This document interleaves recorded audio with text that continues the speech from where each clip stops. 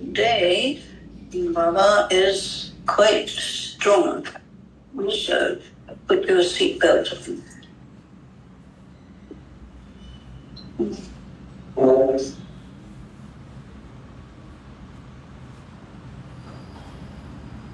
Sometimes Baba speaks of us as the spiritual military.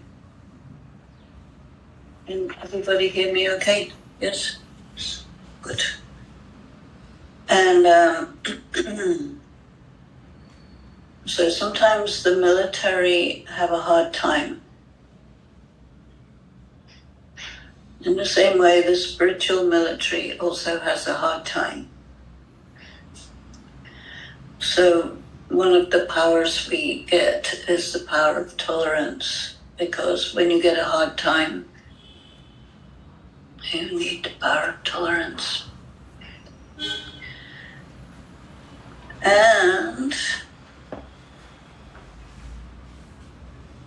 if you are sensitive, you will have a hard time.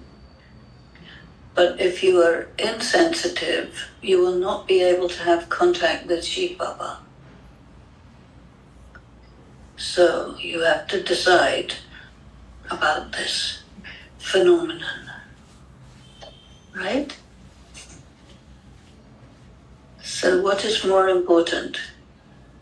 Soul contest. Soul contest. Contact with Baba, right? Yeah.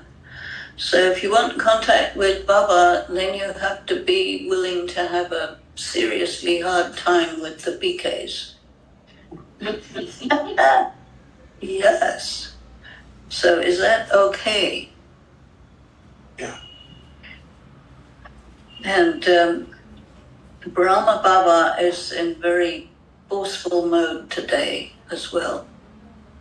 Sometimes he gets a bit fed up with the BKs. Like any father sometimes gets fed up with his children, right? So this is one of those days. So the essence is, sweet children, if you are fragile, emotionally sensitive, then this is called body consciousness. So how do you manage to be strong and sensitive at the same time? So this is about this. Do not have the type of sanskar of reacting, sulking, crying, this and that. Because in this game, you have to endure pleasure and pain, happiness and sorrow. People will disrespect you. Is that okay? But do not become, because you have to be in your self-respect. Right? So do not allow anybody to make you into their slave. Correct or not correct? Correct? Because mostly the world is predator and prey. Right? Predator is who eats the mouse, like the cat and the mouse. So the cat is predator and the mouse is lunch. Right? So we have a little saying, Mirwa Mot Maluka Shikar. You know this? Yes, Mirwa is the mouse and Maluka is the cat. So if you want to have a cat and mouse game, then that's worldly. But you get a lot of cat and mouse games. So, yeah. So you have to think about how you're going to manage an environment of predator and prey and be a yogi who is a Raj Rishi, who's going to become a king, who also has to endure a lot, right? So this is the thing. Question, what is the main reason for service becoming slack? So the answer is service becomes slack when BKs are body conscious. And body consciousness here today is defined as criticizing each other's weaknesses. And if you cannot get along with someone because of their character, this is also called body consciousness.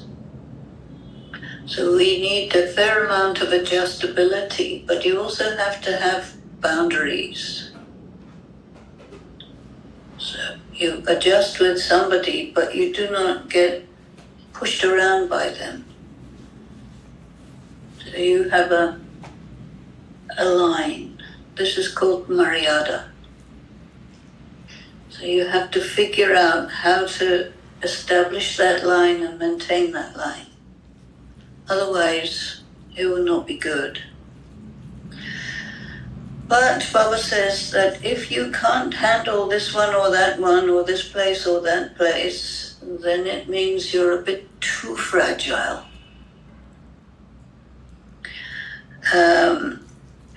Because then you are classified as a thorn. You can't stand it. And then he says this is called disobedient. So when he's talking about obeying and disobeying, he's talking about the military arrangement. So sometimes we have to deal with that. So Baba says, children, you are the spiritual military. Therefore there are orders, right? You get orders. Go kill this person. Oh, no, I can't do that. Mm-hmm. That was Arjuna. He said, oh, no, I can't do that. Right? Do you know that? Yes or no? No. It is like that. So Baba says you have to be front and center, available as soon as you get an order. And do not make an excuse about something. Oh, it's too hot, it's too cold, it's too hot, it's too messy, it's too this, it's too that. We have to manage some of this. Yes. Om Shanti. The spiritual father is sitting here explaining to you spiritual children. And the first teaching you children receive is to consider that you are souls. And let go of body consciousness and become soul consciousness. So body consciousness is, in this case, classified as reactive and inflexible. So, because when you are a soul, then you are an actor. And in acting, there's different performances going on. So sometimes you perform a hero role, sometimes you perform that you have to do what you're told, but it's all acting. Don't consider it real. It's not your identity. It's a performance. It means don't take it personally. If you take it personally, you will be diminished. No Swaman. If you think it's a game, it's all right. So, when I become soul conscious, then you can remember the Father.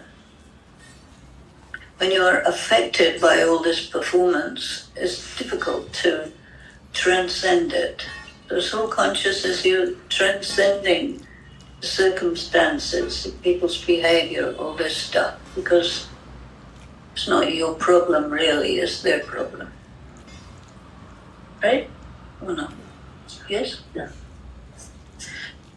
So that bhakti is the path of ignorance, agyan. Agyan is not actually ignorance. Agyan means you do not know the gyan, which is not exactly ignorance. because there is what I call Vedantic Hinduism, where you have, the soul is immune to the effect of action and God is omnipresent and all of these points which come from the Vedas. This is called Agyan. It's also called Adharma, you see, because Dharma means what you are and Adharma means what you're not. Yes or no? Yeah, you check in the dictionary, you will find it there. So that is the path of Gyan. This is the path of Gyan. Only the one Father gives you Sadgati. Sadgati means takes you to the correct destination. What is your correct destination?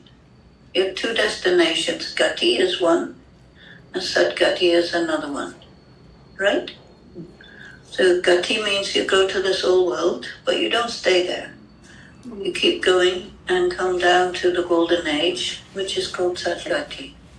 So you have that. So Baba gives you that, and he gives you this knowledge by which you can achieve those things. He is incorporeal. He doesn't have a human form. So in Hindi Murli it says Akari. So Akari means you have a physical form. Then we have Sakari. We have Nirakari, Akari, and Sakari. So in Bhakti they have only two, Nirakari and Akari. So they say God is formless. But he says, no, that's wrong.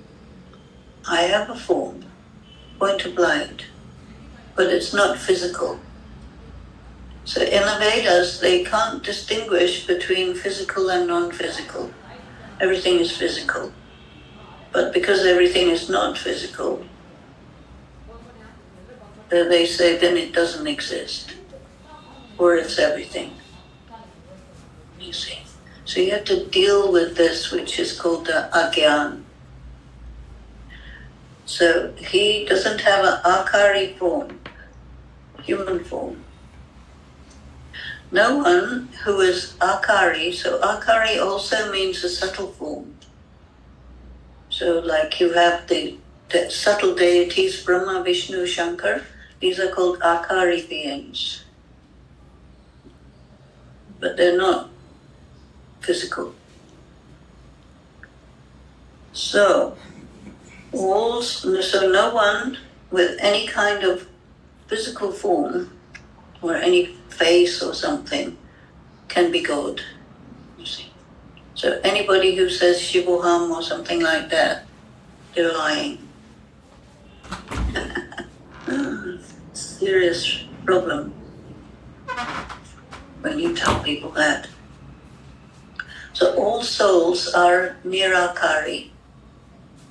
You have a form but not a physical form. Then you are Akari when you have your body. So all souls are incorporeal, but when you are body conscious, it means you forgot that this is just a costume for this or that performance. It's not your identity.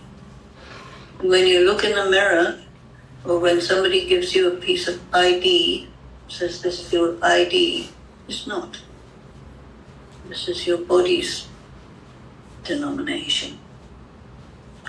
So they forgot that they are souls. The Father says now you have to return home. That means you will die. Is it okay? How do you feel about dying? Okay or not okay? Okay. It's okay? It's okay? Alles gut?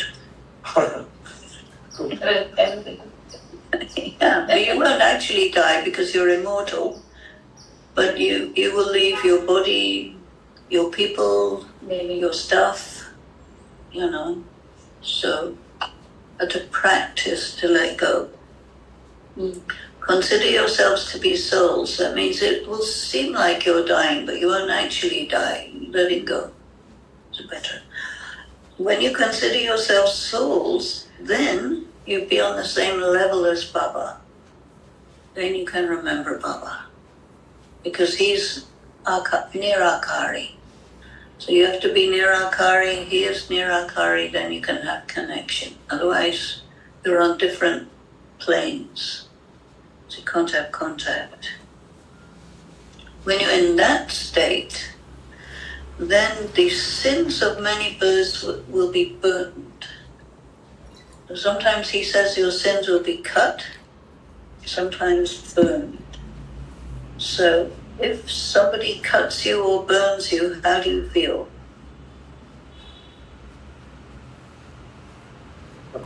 Pain. You feel pain.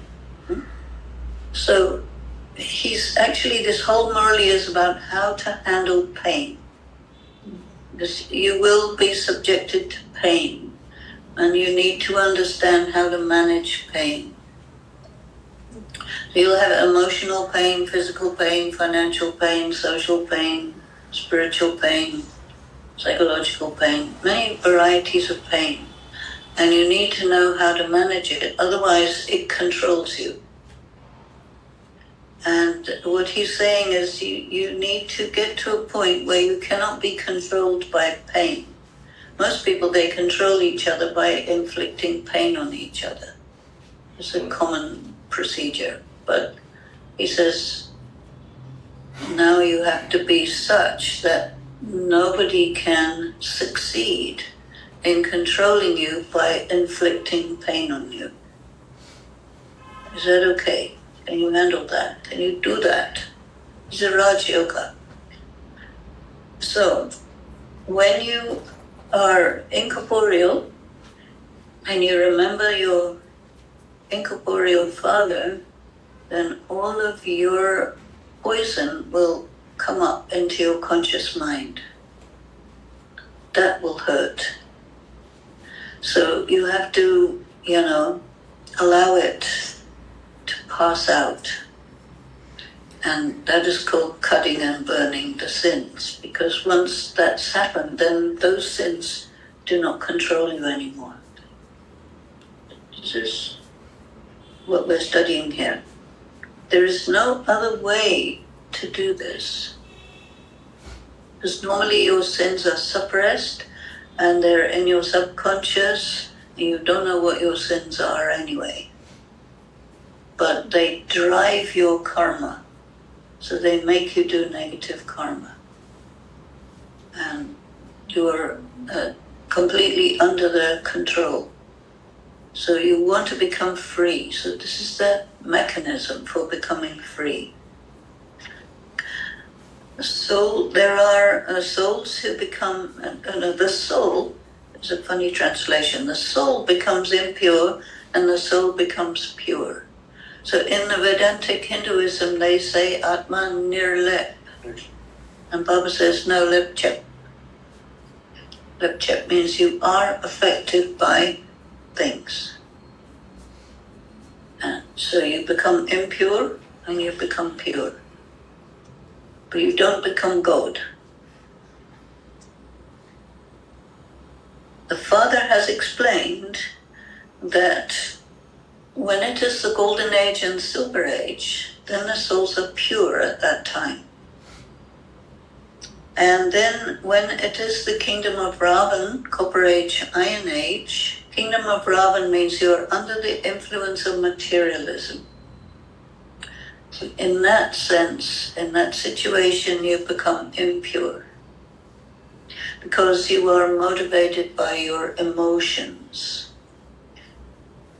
So he's talking to us also about how to manage your emotions. Because your emotions, in the sense of reactions to things that you like and things that you don't like. So if you like something, you have a positive emotion. If you dislike something, you have a negative emotion. But either way, these emotions prove that you are tied to matter and that you are affected by people's behavior, you see. So he's teaching you how to be in the middle of all that, and that other people's behavior will not diminish you. You can't allow that. That's serious Raj Yoga, right? So, it is explained in the picture of the ladder how the pure souls declined and became impure. So in Vedantic Hinduism, they say that you are getting better and better, right? You are evolving. And Baba says, no. Every life you take, you're going lower. And finally, here you are in your last life, and this is as bad as it gets. It's not going to get any worse than this, so it's not that bad, right? It's okay. We can handle it. Well, 5,000 years ago, when you were in Shantidam, the soul world, you were pure there as well. So you're pure in the Golden Age, Silver Age, and in the soul world. So that is also called Nirvana. Nirvana means there's no sound, not even the sound of a thought. So you don't even know that you exist, but you do. So you're like sleeping. So later in the Iron Age, when you became impure, you cried out saying, "Oh, purifier, come." Because in the Iron Age, everybody talks about karma. And anybody has any trouble, they say it's because of your karma. So then they say, okay, that means I'm impure. So you cry out for the purifier. So he says, children, I am the only one who can give you the knowledge of how you can change from impure to pure. So you have to know how you became impure. What is impurity? So there are two causes of impurity. One is time. Because of time there is deterioration, no matter what. Even if you sit there for 5,000 years doing nothing, you will still deteriorate. And then second is negative karma, which is your reaction to your emotions, where things are good or bad, or attractive or repulsive. So Maya means attraction and repulsion. So if something is attractive, that also puts you in bondage. And if it's repulsive, it also puts you in bondage. So the yogi is somebody who is neutral about attraction and repulsion. Usually you want everything nice and you don't like anything nasty. But Baba says, don't do that. That's a trap. So this knowledge, after Baba has given us this knowledge, it will disappear. In Golden Age, you will not know it. The Father himself has to come and give us this knowledge here in Confluence Age, in the end of the cycle. Here in this world, people have created many scriptures. People think God made the scriptures. No, you guys made the scriptures, not me. I talk, I don't write. In the Golden Age, there are no scriptures. There is no sign of bhakti in the Golden Age, but there is the figure of Vishnu. There is Vishnu in the Golden Age.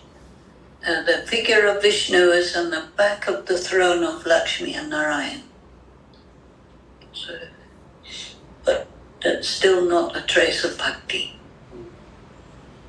So the Father says, only through me you can become pure from impure. There has to be a pure world created. It means a material pure world. I come and teach you children Raj Yoga. That means the yoga as a result of which you become king. Are you becoming king? Yeah. So these things about being independent of attraction and repulsion, these are attributes of being king. Also, you must cultivate divine virtues. If you sulk or cry, that's reactive. You're reacting to something negative. So that's still called body consciousness. So the Father says, here, this is a game of happiness and sorrow. So you have to handle attraction and repulsion,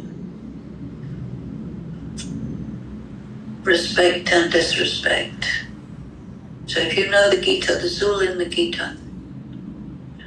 Do not be so fragile as to say, oh, I can't stay here. Too hard, too cold, too hot, too this, too that.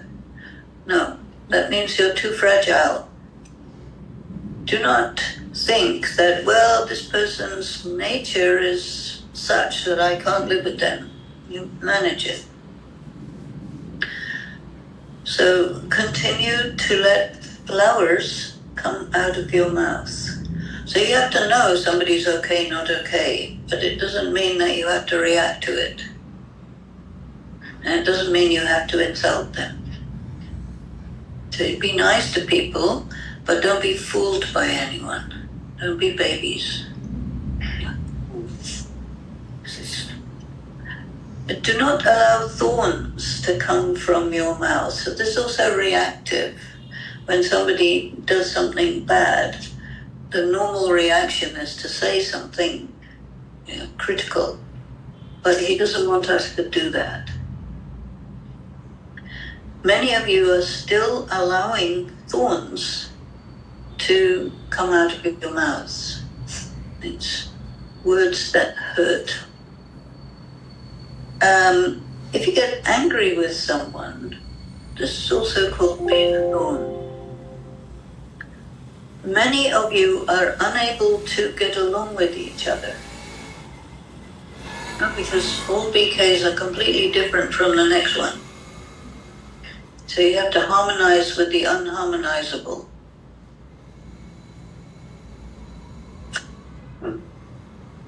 This is a high-level exam.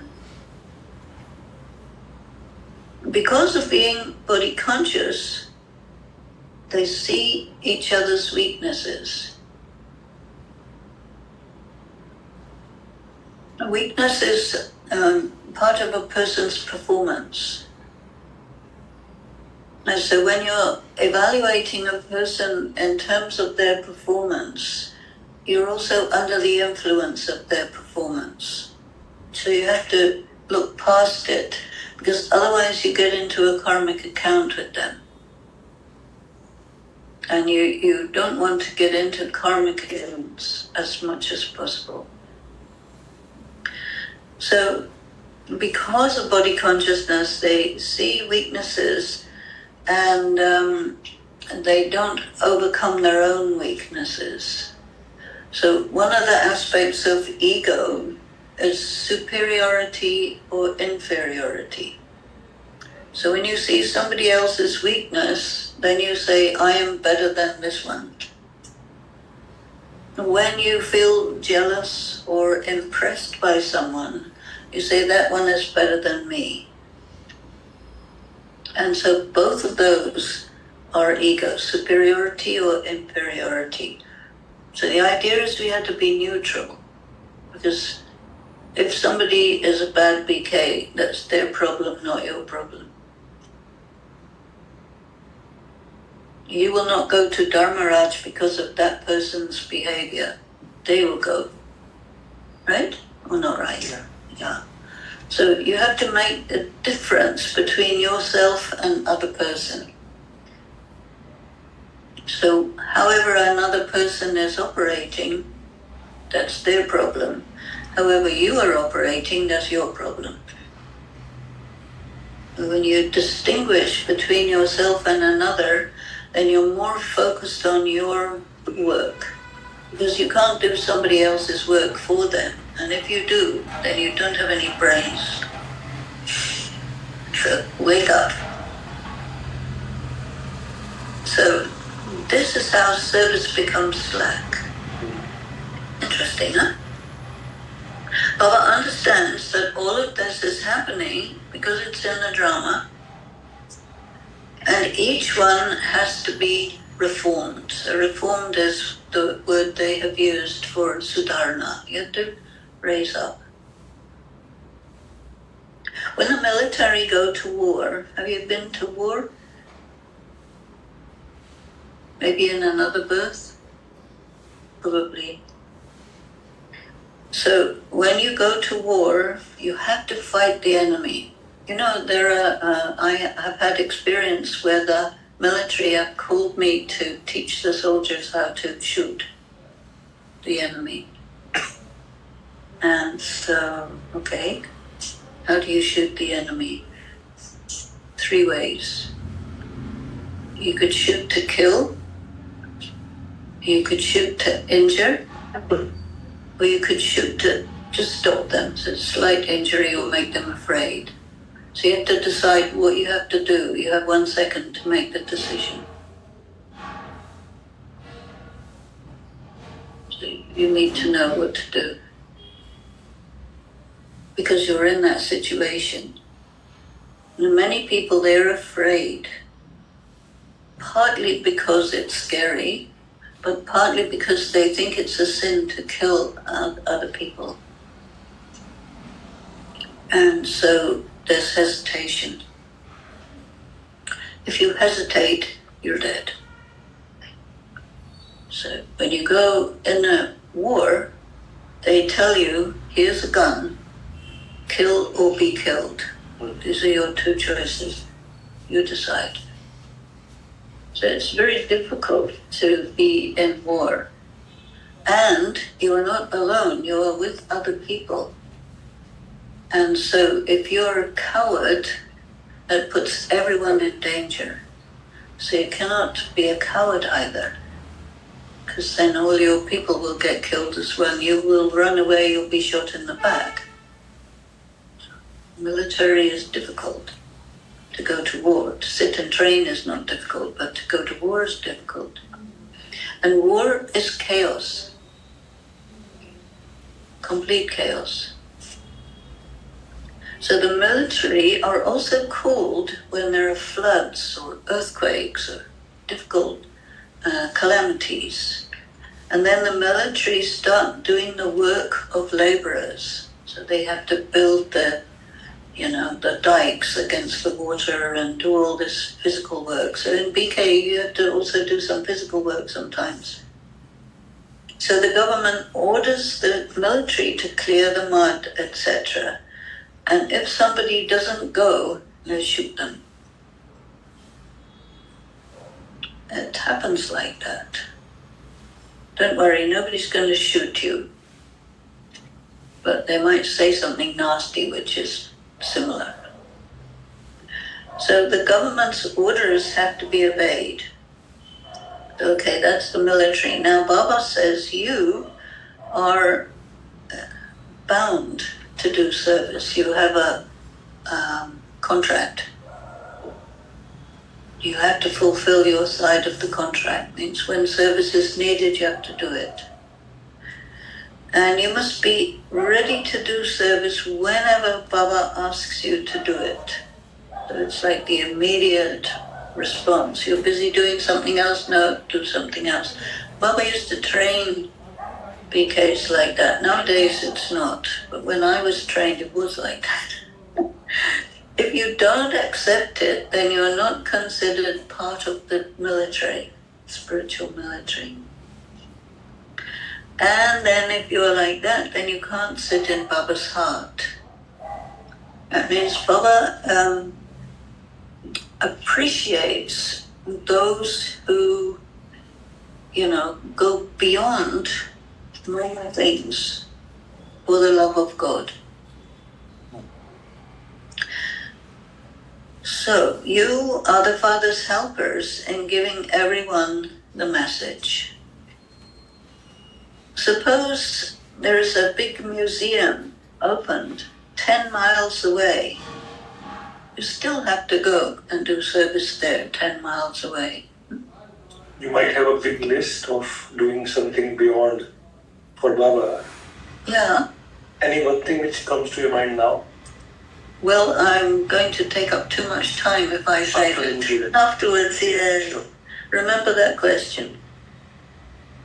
So do not think about the cost. You are receiving orders from the highest on high government, the unlimited Father, and his right hand is Dharmaraj. So he's saying, don't say no to Baba because it will cost you.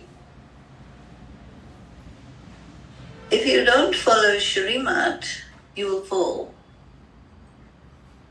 You will fall because some of the Shrimat is specifically there to make you very tough. Because if you're not tough enough, you can't manage this. And so this is a toughening thing because you have to be able to handle every possible form of pain, discomfort, distress, hardship, etc. This is preparation for destruction. You know, if you can't take this little stuff, how are you going to take that?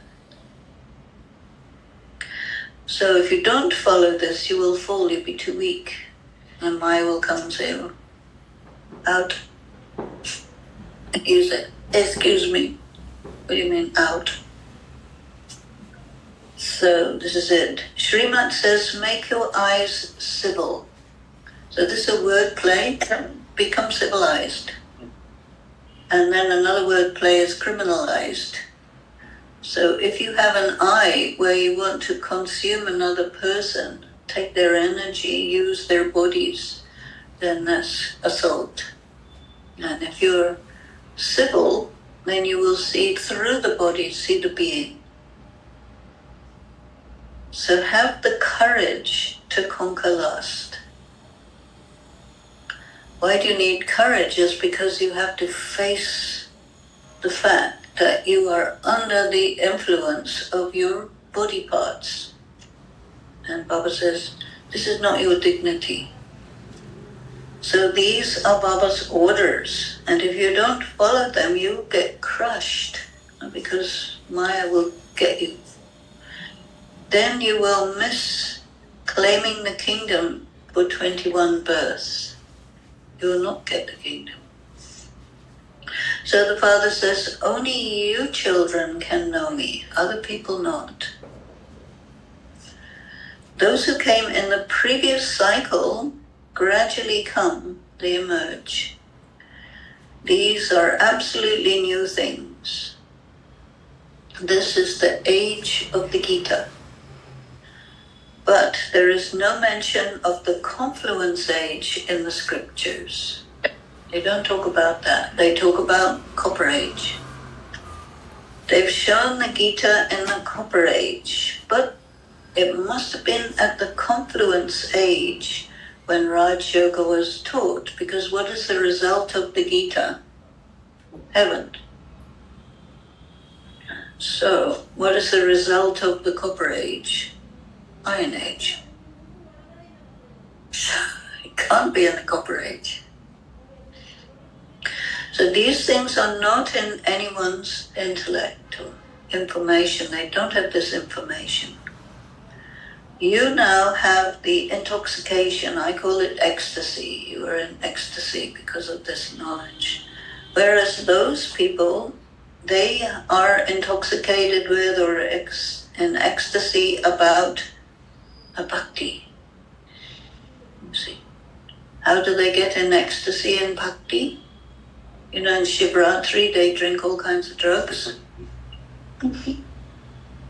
So they say, in bhakti, they say, even if God would come, we would not stop doing devotion. There are many BKs like that. We'll carry on with bhakti. Okay. So this picture of the ladder showing the rise and fall is very good. But in spite of that, people's eyes do not open. They don't grasp it. They don't get it. They are engrossed in the intoxication of Maya. And it takes a long time before the intoxication of Gyan rises. You hear it every day in the Murli, but still people don't get it. When you get it, your eyes open up. First of all, divine virtues are needed. Whatever orders the Father gives you, do not make an excuse saying, "Oh, I can't do that." Because that's called disobeying God. When you receive Shrimat to do something, you must understand that that is Shiv Baba's elevated direction. So Shiv Baba is the bestower of salvation, Sadgati. So it's not possible that he could tell you to do something which is wrong. Right? The whole Gita is argument between God and Arjuna. He said, "Go kill this man." And he said, "No, I can't do that. It's my brother. And it's immoral and unethical. You're not allowed to kill your brother."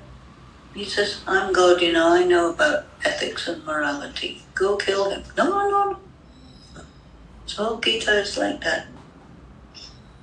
And eventually, he understands that you can't kill him anyway because he's immortal.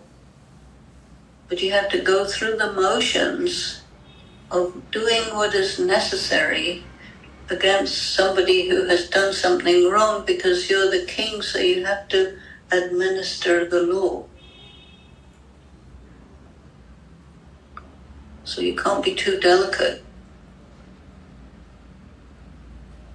The Father says, "I entered this one at the end of the last of his many births." Look how Lakshmi, as his mama, goes ahead of him. So they say Lakshmi and Narayan. So that means she's ahead. Otherwise they say king and queen, but Lakshmi and Narayan, it's the other way around. So it is remembered that the women should be put in front. And so there is first Lakshmi and then Narayan. So there's another saying, as are the king and queen, so are the subjects. This is about Ram. So you have to become as elevated as Lakshmi and Narayan. At the present time, it is Ravan's kingdom over the whole world. Materialism, everywhere. Everyone says that they want Ram Rajya. During the time when Baba was speaking, this was the time of Gandhi. This was the time when everybody wanted Ram Rajya, and there was a newspaper, Gandhi's newspaper called Ram Rajya. You see? So now it is a confluence age, and the kingdom of Ravan didn't exist when it was the kingdom of Lakshmi and Narayan. But no one knows how the change took place. So they are in the darkness of ignorance. They think the Iron Age is still in its infancy, and it's crawling like a little baby. And so they sleep even more deeply. It's a long time before destruction. He says, no, you will see it. Only the spiritual Father gives you spirits the spiritual knowledge. He's teaching you Raj Yoga. Sri Krishna cannot be called the spiritual father, he's a child. When he becomes a father, he's not Krishna anymore, he's Narayan, right? So he would never say, "Oh, spiritual children." You also have to write, the spiritual, knowledgeful Father is giving spiritual children the spiritual knowledge. So the Father explains, all the people in the world are body conscious. Because they all think they're either men or women. It's already body conscious right there. And they think, I belong to this religion, this race, I'm this age, this caste, this, that. All of this is attributes of your body, not your soul. So no one knows their souls. The Father says, no soul can ever get merged. So they have this expression, Buddha Buddha, that the soul is like a bubble and it merges into the ocean. This is Vedantic Hinduism. It's also Buddhism like that. But Baba says, no. You're yourself, you never stop being you, ever. No chance. So you will go to the soul world, your individual self is there. You take rebirth, you're still the same self in all your incarnations. It has been explained to you, children, what Dashera and Diwali are. All this worshipping that people do is called blind faith. So it is also called playing with dolls. You make a murti and you feed it, decorate, this and that, and then you throw it in the water. He says, what? It is also called worshipping stones. Stones, sometimes they make them out of stone or clay. You are now becoming those with Paras Buddhi, Paras Buddhi. Paras means very, very clear, so you can see if something is ridiculous or not, if it's logical or not, if it makes any sense or not. So because of that, you no longer worship stone. Why would you worship stone? People go and bow their heads in front of the idols made of stone, but they don't understand anything. They think that inside the idol is the spirit of the deity, but it's not what they believe. It is said, Gyan, Bhakti, Vairagya. So Gyan continues for half a cycle. I mean, there's no Gyan in the Golden Age and Silver Age, but there are the sanskaras of knowledge. So they're wise. And then Bhakti begins. Now you are receiving Gyan. So therefore, you let go of Bhakti. Because the purpose of Bhakti is to get Gyan. So once you get Gyan, you don't carry on trying to get Gyan because you already got it. So you don't need Bhakti. The world is changing. There is devotion in the Iron Age, no devotion in the Golden Age. There, everyone is worship worthy. Nobody gets worshipped, but they could be if there was any worshippers, but there aren't any. So there, everyone is worship worthy. The father asked children, why are you bowing your heads to anyone, living or an idol or anything? Because he's making you into deities, so why are you bowing your head? For half a cycle, you rubbed your heads on the floor, lost all your hair, you used up all your money, and you got nothing. Maya has taken off your hair, made you bald, and made you impoverished. Now the Father has come to put everyone's head straight, so you think clearly. And the Europeans have gradually begun to understand. What did they understand? They understand the world is going to finish. Baba has explained that the people of Bharat have become completely Tamoguni. And the people of other religions come onto the earth later. Because of that, they experience less happiness and less sorrow. So the people of Bharat experience a great deal of happiness and a great deal of sorrow. The destruction in Bharat is much worse than destruction anywhere else, because they get blown up, and in Bharat, one by one you kill. So at the beginning in Bharat, they were so wealthy, they are masters of the world. Those of other religions do not begin their religion wealthy. They begin with nothing, and slowly, slowly they get a kingdom halfway through. You get a kingdom at the beginning. They become gradually wealthy after their religion has developed. Bharat has now become the poorest of all. Now, right now, Bharat is not the poorest of all. What is it? Second or third richest in the world, no? So people, when they hear this expression, they forgot that at the time when Baba was speaking, it was very poor.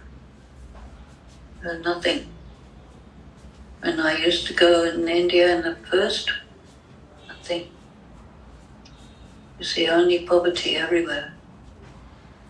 But you never saw that because you're too young. But in your last birth, probably you did. In Bharat, there are those with blind faith, and this is also predestined in the drama.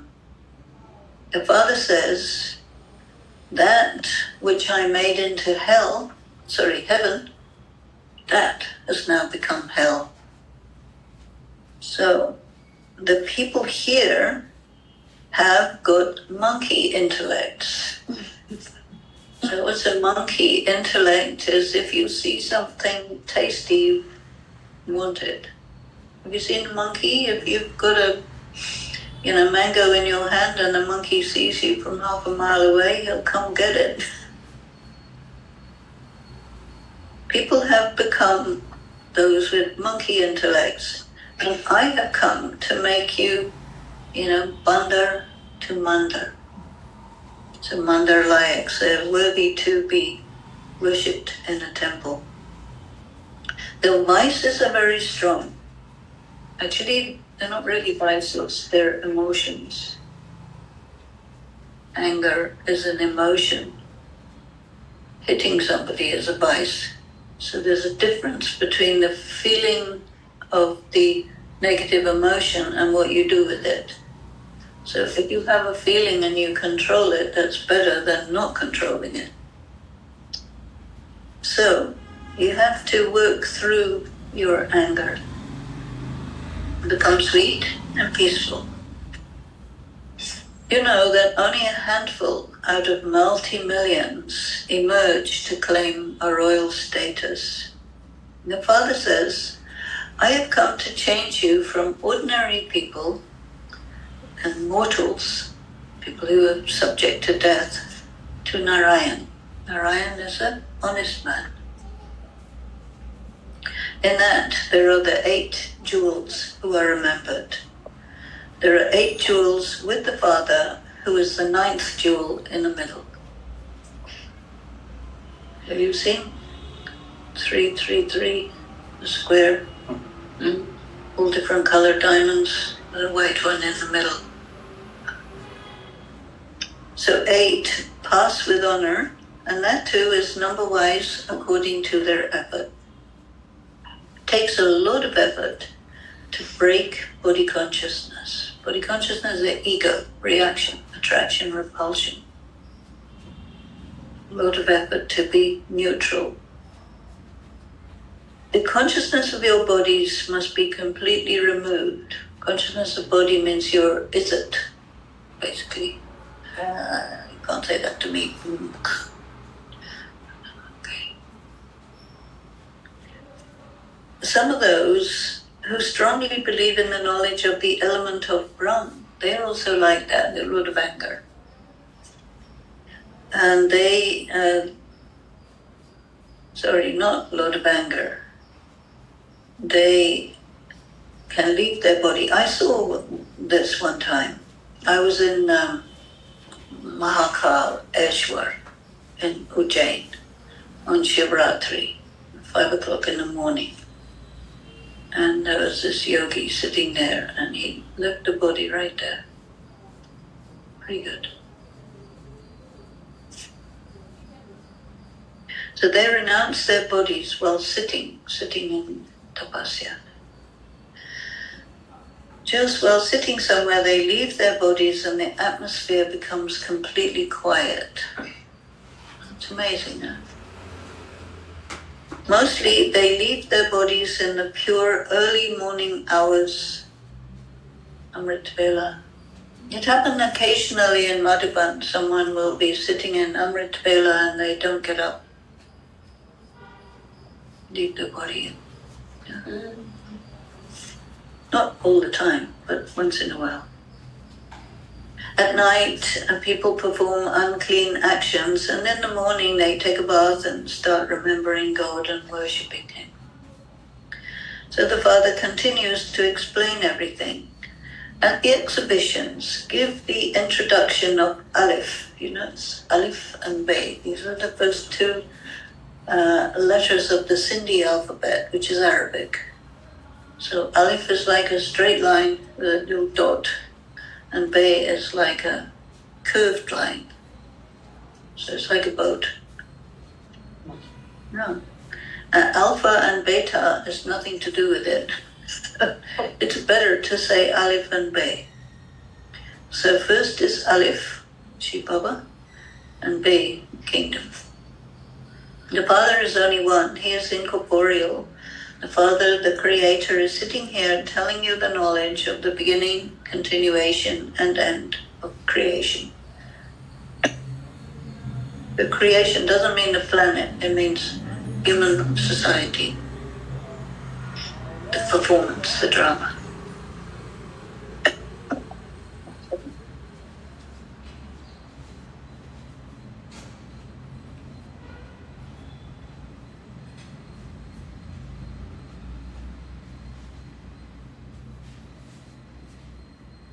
So the same Father says, keep remembering me alone.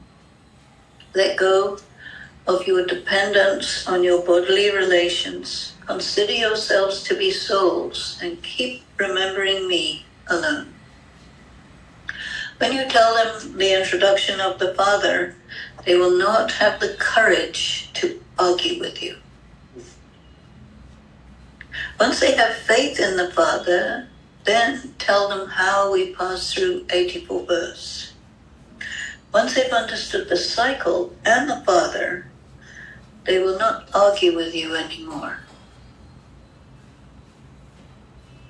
Oops. Let's look. When you rattle on, I don't think that's a good translation. Rattle on. It's very solemn. When you keep talking and telling them knowledge, but you don't first make them understand the Father, then you waste a lot of time and your throat goes dry. So the first thing is you must take up the question of Aleph. First, who is God? What is God? As long as you keep on talking without making things clear to them, they won't understand anything. So sit with them and explain to them slowly, systematically. Those who are soul conscious will be able to understand well, means they're open to it. So when you explain well, then you have to help with that explanation at the big museum. So you must leave your center for a few days and go and help them. Get somebody else to look after your center while you are away. And if you didn't make anybody capable to look after the center, then the Father will think that you are useless and you haven't done any service. And the problem is people hold on to their, I am the center in charge, I am the instrument of good and nobody else. Then you have to go, then what? You see. Delegate is very important. Otherwise you're not free.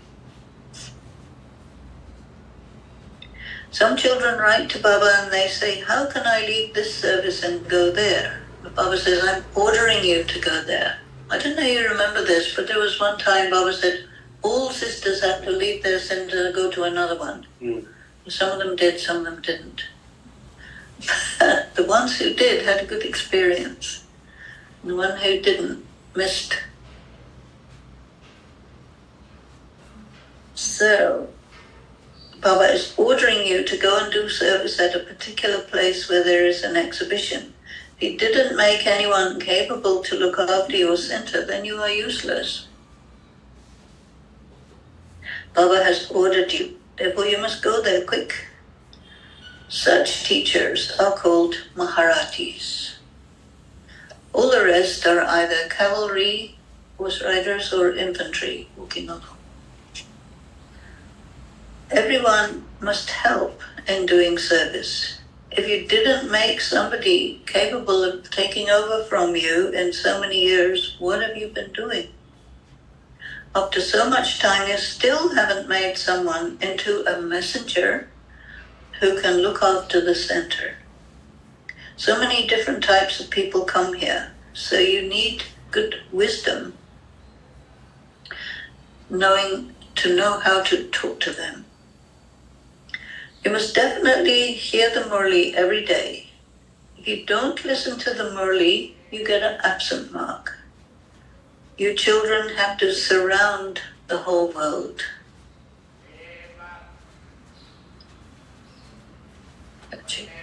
One time Baba told me, surround United States of America. So you children are serving the whole world. To make this impure world pure means you have to lay siege to it, you have to surround it, take it over.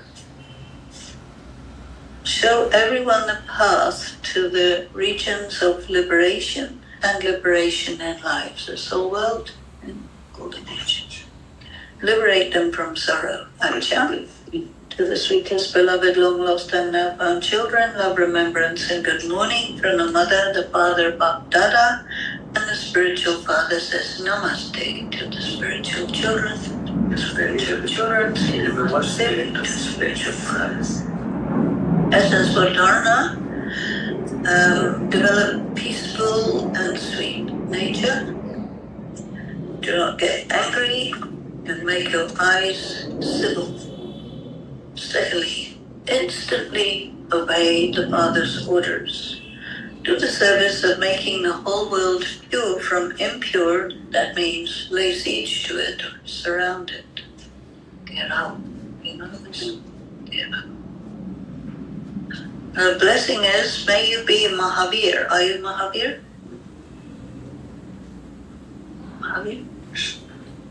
And experience you are happy and content in situations of discontent. Discontent means distress, hardship, everything going bad, everything crazy. Is it okay?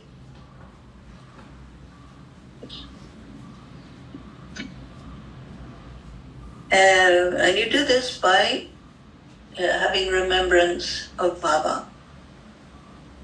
Those who stay always in remembrance of Baba, they are easy in any situation.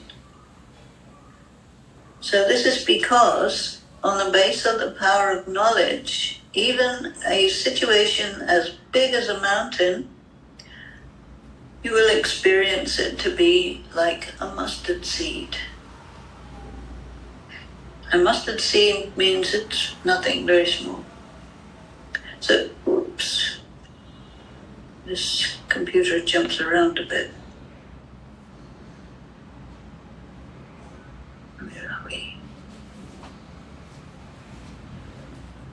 So even in a situation of discontentment or distress, when you maintain the stage of inner happiness, then you would be called Mahavir. No matter what happens, along with saying nothing new, have the awareness of the Father, and then you will have a constant, stable stage. So in the Gita it describes yoga as even mind. The mind is even, no up and down. So no waves of sorrow or distress can then pull you up and down. And the slogan is, keep your divine form in your awareness, and no one will be able to look at you in a, it says a wasteful way, but no one will understand what that is, in a way that they don't recognize who you are. They won't insult you one way or the other. Om Shanti. Avyakt signal, experiment on yourself and others with your mind with the powers of yoga. So light, electric light, is the basis of the, it's not actually electric light. No. Light, any particle of matter is made of light. Not electric light. It says here electricity, but it's more subtle than that. Light is the basis of experimenting with the power of science. And a computer is considered to be might, but its basis is light. Of course, it has to have electricity, but the actual computer works on the basis of understanding light. So in the same way, the basis of your power of silence is also light. So there's the light of matter, which is different, and the light of the soul, which is different. Many types of experiments can be shown in practice by physical light. So therefore, you can experiment with anything when you have the imperishable light of God, the light of your soul, and the light of your practical stage. It can be demonstrated. Om Shanti. So let's have a moment of meditation, and then if you have any points, questions, whatever, we can look at that. Yeah, I forgot what it was. As you were explaining that going beyond to be in Baba's heart, so you might have had many experiences of which anyone out of your heart go into Baba's heart. Well, the thing is this, that sometimes people ask me about personal experiences because they think that a personal experience implies something about the person. And then you can evaluate the person on the basis of those things. But, Baba will give different blessings or different experiences to people, not because of who they are, but because he wants to. And so sometimes he says, I will give you a prize. So then he'll give you an experience. And you get different experiences of Baba coming to you. And why does he do that? Sometimes he will do it just because he wants to let you know that he appreciates what you went through or what you had to do or whatever. So that's one kind of thing. Sometimes he will give you an experience so that you know what you have to do next. And that he makes you have the feeling that you can handle it. Otherwise, he may give you something to do, like he said in the Murli today, which is absolutely outside your range. But he will give you an experience to make you realize that, okay, just you by yourself, it's outside your range.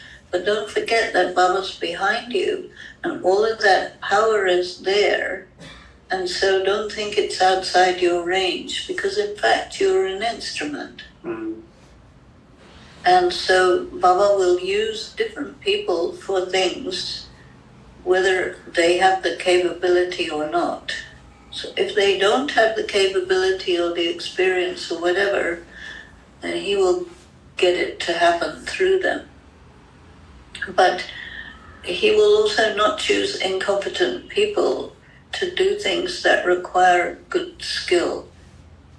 So this balance of those things. There are also, you hear sometimes in the Murli that Baba will give people a vision according to their belief. So for example, somebody believes in Hanuman, they'll get a vision of Hanuman. Or somebody believes in Buddha, they'll get a vision of Buddha. But he says, I'm the one who gives them the vision, not the character that they see in their vision. And so sometimes in BK, somebody wants something. And so they do a lot to get that. They have a strong desire for something. Baba will give them that temporarily. And so then that person will be satisfied. But in a way, Baba is mocking them, because when you get what you want, then you have to have less in the Golden Age. So you have to think about what you want and why you want what you want. And knowing what you want is actually very important, but you have to decide whether you want something because of desire or you want something because it's like a high goal.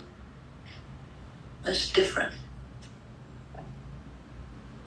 Sometimes Baba says, or at least not so much Baba, but Dadi Prakash Mani used to say this. He used to gather all the teachers and say, you know what, you guys have a problem. You are totally motivated by the desire for power, position, money, influence, security. This is not good, you see. Because in any organization, there's possibilities. And you see, when you have a high position and you're in front and you're on stage and everybody says, wow, wow, wow, you know, they give you gifts and all this stuff. So then you think, oh, I must be marvelous and fantastic. But not necessarily, you know. So sometimes people want that. And so they want to do service, not to serve, but to receive, you see. And so if you desire things like that, then in Baba's eyes, that's not a very high desire, that's ordinary. Yeah. And then you may have another desire, like for example, you know, I stayed with Dadi Prakash Mani quite a while. So I watched her closely, how she does, because she was a very amazing leader of the BKs. And, you know, the first head of the BKs was Mama. Brahma Baba was never the head of the BKs. It was always a woman. So the first one was Mama.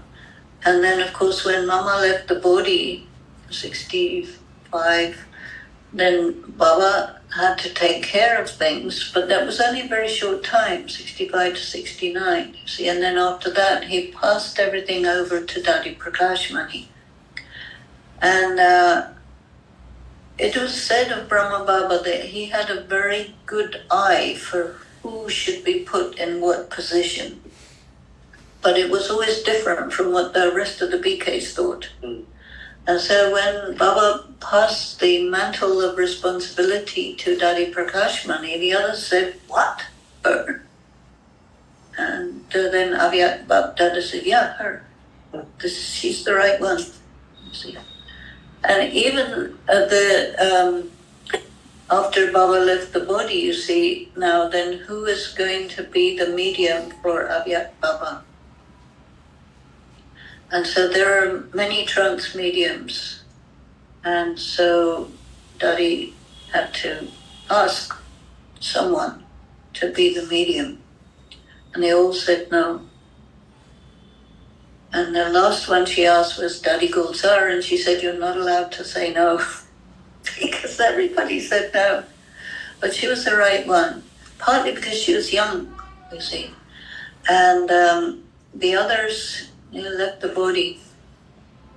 And nobody knew when Baba left the body what's next, you see. But it was clear. Daddy Gulzar offered Bhog, and Baba came through her. And it was clear that he was going to continue to come. But nobody knew for how long. So it ended up 40 years. That's a lot. And normally a trance medium can do this job 20 years. She did 40 years.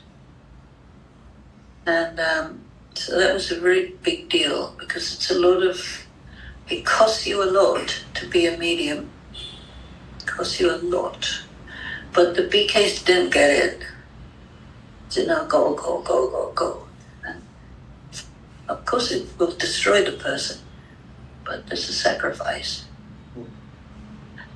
And so now, since 2018, it has been, okay, now what? So we're in that time.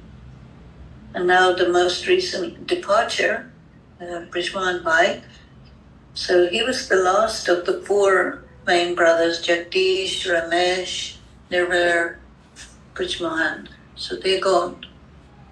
And all the daddies are gone. So now we have Didis. Lots of Didis, right? Everybody's a Didi. They call you Didi, right? Or you call me Didi. But I said no. The real Didi was Didi Mangarini, right? So a lot of people expected that Baba would pass the responsibility to Didi. And she was with Daddy Prakash Mani as an equal. But the heavy responsibility went on Daddy Prakash Mani. And then Didi left the body in 1983. And then Daddy Prakash Mani 2007. So, long time. And then after that, you see, it came to Daddy Janki, but she never took over as the main next king, you can say, because she was already more than 90. So she thought, okay, I have a few years, so I will just, hold everything together. Because when you get a new king, you change everything. And so when Daddy Prakash Mani came, she changed everything. Brought it up to that time. It didn't remain the same way because times change. And then it has to be appropriate for the current time. And according to the history of the kings, every time a new king comes, they will create a different style of kingdom. This is normal, but it assumes that you have a long number of years, you see. So for Daddy Prakash Mani, 40 years. And Brahma Baba Mama, this type of 30 years or so. So then now what? Because everybody thought, okay, by this time we should all have had destruction, but we're still here. And Baba said, yeah, destruction tomorrow, next day, it's always going to be like any time now. And it can be. So in the meantime, what should we do? How should we be? And I remember that in the last Murli, Baba also, after the Murli, he said, don't worry, none of these people are the heads of the Yagya. I am the head of the Yagya, he said. So that means he's the head of the Yagya. So that means he knows what he's doing. That means he's getting everything to happen, and you don't have to worry. But he will not necessarily tell you what he has in mind until he wants to tell you. And so this time we have to sort of see, okay, check your stage. Are you a good instrument? Can he, get anything done through you, whatever he wants? Are you ready? Are you available?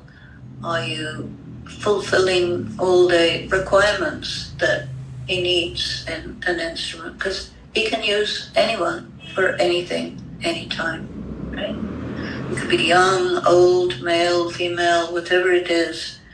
He uses who he wants, when he wants, for what he wants, for how much time he wants. And so that's there.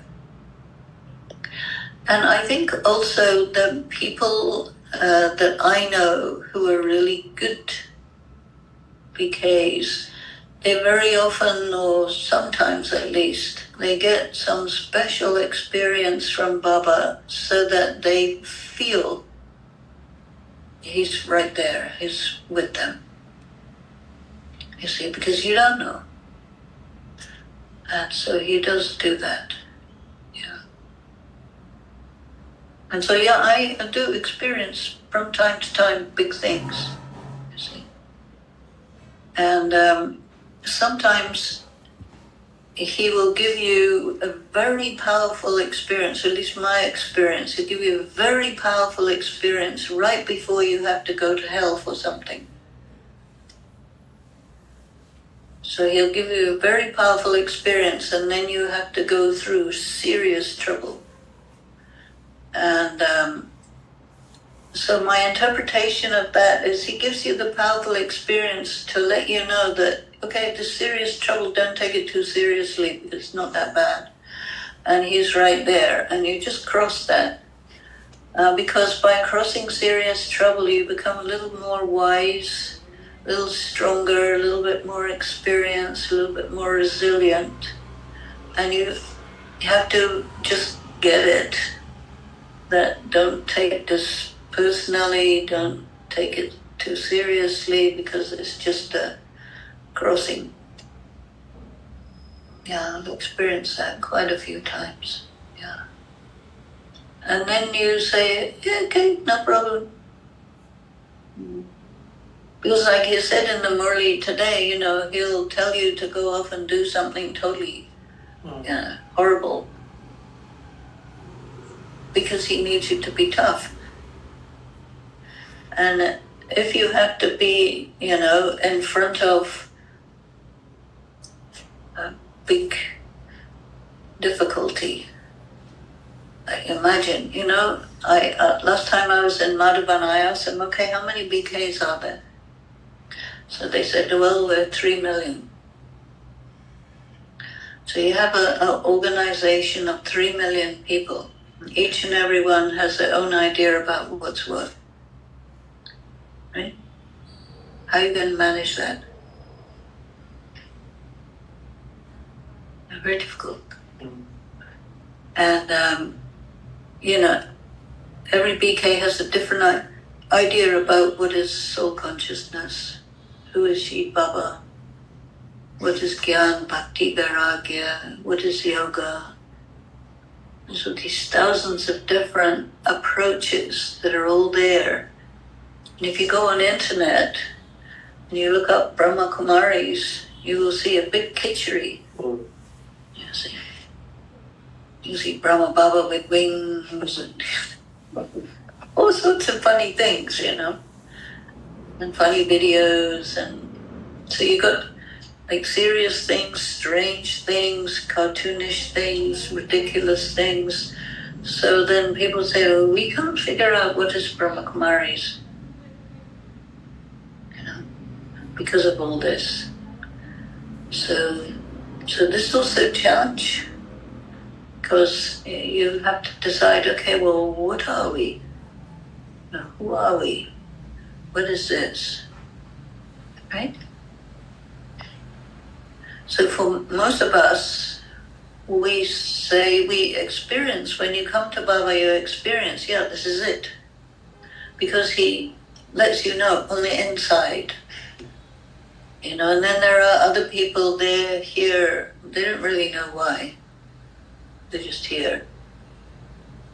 Maybe they come because of their families, or they come because of their friends, and so there's many different qualities, as Baba says, it's all number-wise. And each center has its own flavor, its own perfume. And each Didi, each Dadi, they're different, And, if you look at the history of the Yagya, Baba had the Dadis were the first ones, you see, and then when they came to India, they just had a very small place. In Pandavalan, you could fit only 25 people, and he had 300. So he said, okay, go. And he sent everybody back to their lokiks, because after partition, there was a big war, civil war, and there was poverty, and there was catastrophe, big catastrophe in India, and it was split, and kind of left. And so the whole colonial drama is very damaging to a culture, very damaging. And so you have to repair from that. That takes a long time. Now it's kind of done. And India is now in a very prominent position. See. But what Baba had done is sent the Dadis to different big cities, and they then became regions. So you had the headquarters of Madhuban, and you had the regions. And in 1971, they began to come to London. When Dadi Janki came, 74, that's when I came. So I came immediately after Shirai. And she is really an empire builder. So she could build the big, broad network of BKs all over the world. See, so then it became global. And from about 1986, Dadi Prakash Mani started talking about, she wanted the programs with 1 lakh of people. See, so that changed everything, because it used to be a few thousand, but when you get 100,000 people, there's a huge logistical problem. So when you have these vast, enormous programs, then the BKs who are responsible for the logistics, they become very capable and competent in putting together these huge events. And there was one, I think, on the beach of Chennai, had 2 lakhs on the beach. Big ocean of BKs, a sea of white with little black dots all over it. And then when you make a big event with a large number of people, that becomes political. See, because politics means managing people. And so India is more than 1 billion people. Many regions, many religions, many castes, many approaches to life. Managing all that is a big deal, and it's difficult. So once you start having lakhs of BKs, and 3 million means what? 30 lakhs, so it is 30 lakhs. So that means that you become very noticeable in the country. And so you are a political force. When you're just a few little yogis, that's like a spiritual force. But when you have large numbers of people, political force. And as soon as something becomes political, then people start to have political ambitions. And it becomes complicated, you see. But still, Baba is, he says, if you see the picture of the ladder, I don't know, we have it here, not here in this room, but it's called the Religio-Political Rise and Fall of Bharat. And he calls it religio-political. And generally speaking, people think that BK is a religious organization. But as soon as you use the word organization as political, if you just have yagya, that's spiritual. But if you have Brahma Kumari's organization, it's political. Because if you want to be political, you do social service. And so all of these different kind of services going on, this is social service. And so it becomes now a political force, right? And so in politics you have left, right, and center. So you have all that. And okay, you have a big number of people, and then the question is, what for? Why are they here? What are you going to do with them? You see? And so, okay, you do social service, so we have wings. Right? And what do the wings do? They do things in different professional arenas. And so that's called instilling yourself in the society profession-wise. So this is also political activity, you see. And then sometimes or many times people are asking me, okay, how is the transition? After destruction, then what? Because at the moment in the world, people are very conscious about destructive circumstances. Because the people who are politically in positions of power in the Western world keep on talking about World War III. And there are a lot of wars going on in this area. And so then BKs say, okay, that means destruction's coming soon. So, okay, then what? You see? And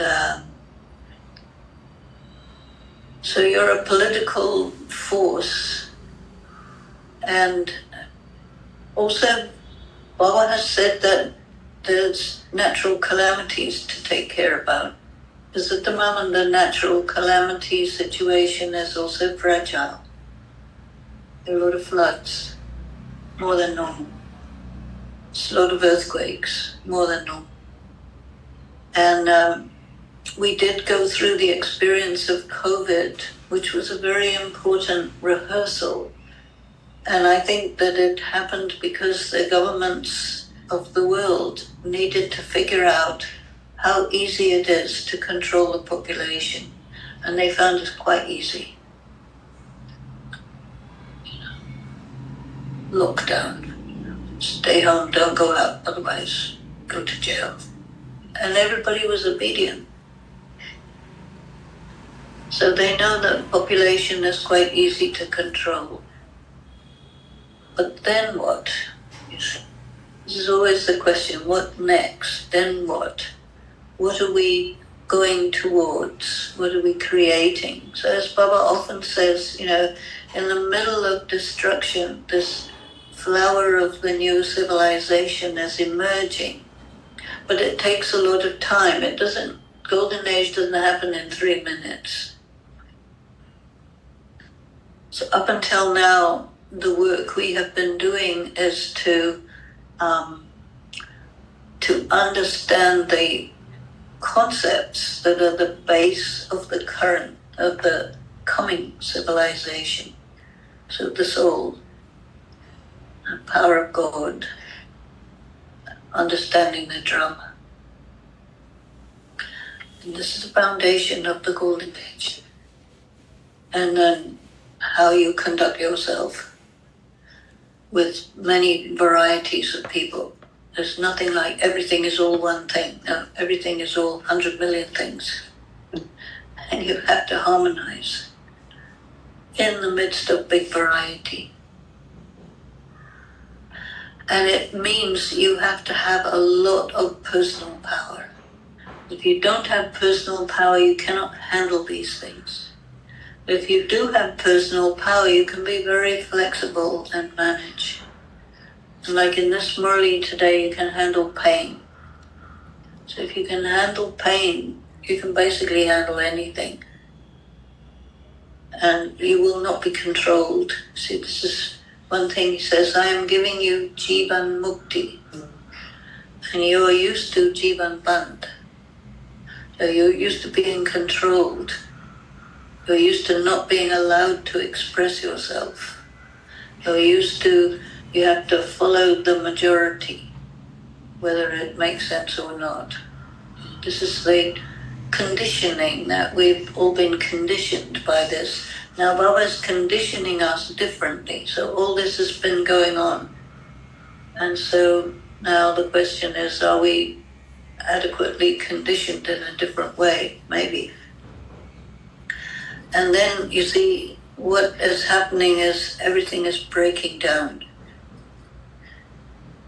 All the infrastructures, banks, electricity, supermarket, transportation, shipping, breaking down. But then what? How many potatoes do you have in your garden? Not much, right? So hardship will come.